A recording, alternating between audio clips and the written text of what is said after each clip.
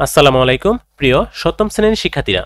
আগের ক্লাসে আমরা অনুশীলন 2.1 এর 25 পৃষ্ঠারের 10 ও 11 নং ডাকের দুটি অঙ্কের সমাধান তোমাদের বুঝিয়ে দিয়েছিলাম। আজকের ক্লাসে আমরা 12 নম্বর ডাকের অঙ্কের সমাধান করব। ডাকে লেখা আছে দুইটি সমান মাপের গ্লাস শরবতের পূর্ণ আছে। ওই শরবতের পানি ও সিরাপের অনুপাত যথাক্রমে প্রথম গ্লাসে 3:2 ও দ্বিতীয় গ্লাসে 5:4। ওই দুটি গ্লাসের শরবত একত্রে মিশ্রণ করলে পানি ও সিরাপের অনুপাত নির্ণয় করো। এবার আমরা শরবত এবং সিরাপের অনুপাতটি নির্ণয় করব।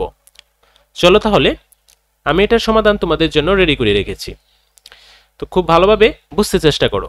ডাক অনুযায়ী আমি লিখে নিলাম প্রথম গ্লাসের পানির অনুপাত সিরাপ, তো পানির অনুপাত ছিল 3, সিরাপের অনুপাত ছিল 2, তো 3:2 লিখলাম। অনুপাতগুলোর রাশিগুলোর যোগফল, এবার 3 এবং 2 এর যোগফল বের করলাম 5। দ্বিতীয় গ্লাসের পানির অনুপাত সিরাপ 5:4। অনুপাত রাশিগুলোর যোগফল 5 + 4 = 9।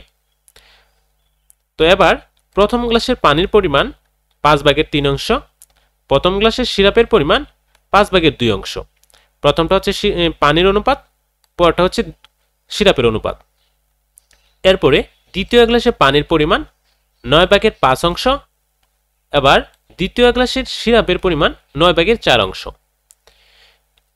মিশ্রণে মানে শরবত এবং সিরাপে মানে মিশ্রণের পানির পরিমাণ 5/3 যোগ 9/5।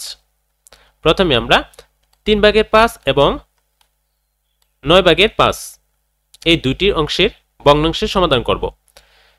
তো এই দুটি অংশ ভগ্নাংশ করলে 5 এবং 9 বেজোড় সংখ্যা, এই দুটি লসাগু করলে পাবো 45। এবার 45 দিয়ে আমরা 5কে যদি ভাগ করি 9 পাবো, 9 দিয়ে 3কে গুণ করলে 27 পাবো।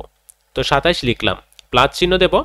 9 দিয়ে 45কে ভাগ করলে পাবো 5, 5 দিয়ে 5কে গুণ করলে পাবো 25। আবার নিচে 45ই থাকবে, 27 প্লাস 25 যোগ করলে হবে 52।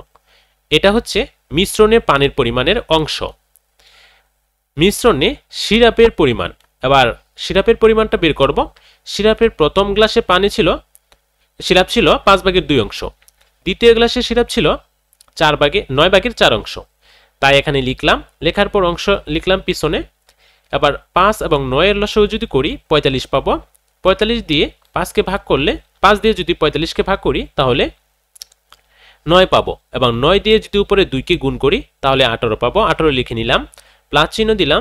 9 দিয়ে 45কে ভাগ করলে পাবো 5, এই 5 দিয়ে 4কে গুণ করলে পাবো 20। তো 18 এবং 20 যোগ করলে পাবো 38, আর নিচে হচ্ছে 45। এটা হচ্ছে সিরাপের অংশ, মিশ্রণের সিরাপের পরিমাণের অংশ এত। সুতরাং মিশ্রণের পানি অনুপাত সিরাপ, তো পানির অনুপাত হচ্ছিল 45/52, এরপরে অনুপাত সিরাপের অনুপাত 45/38।